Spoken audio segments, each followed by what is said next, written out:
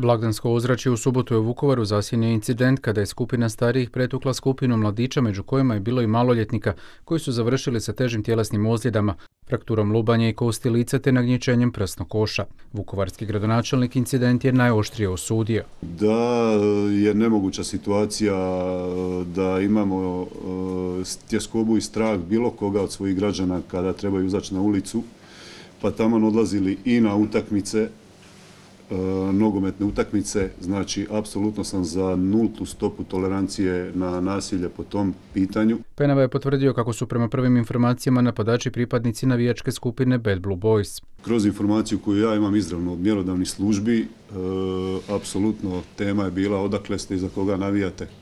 To su bila pitanja koja su postavljena dečkima i zato sam se referirao da apsolutno odakle tko dolazi i za kog navija ili što misli na bilo koje drugo pitanje, kako mu se mama i tata zovu ili kako se on zove, ne može biti nikakav razlog, niti smije postojati tolerancija, kažem, za napad na bilo koga ili za dovoditi sigurnost bilo koga u pitanje. Vukovarski gradonačelnik je pozvao nadležne da promptno kazne odgovorne, te zaključio kako će u Vukovaru i dalje imati nultu stopu tolerancije za ovakve incidente. Neshvatljivo mi je da imamo situaciju da, primjerice kažem, na sportske događaje obitelji moraju razmišljati trebaju li ići ili ne trebaju, odnosno je li tamo sigurno za njih ili nije. Znači, apsolutno mislim da tu cijelo ovo vrijeme izostaje zakonski okvir koji bi spriječio to ponašanje.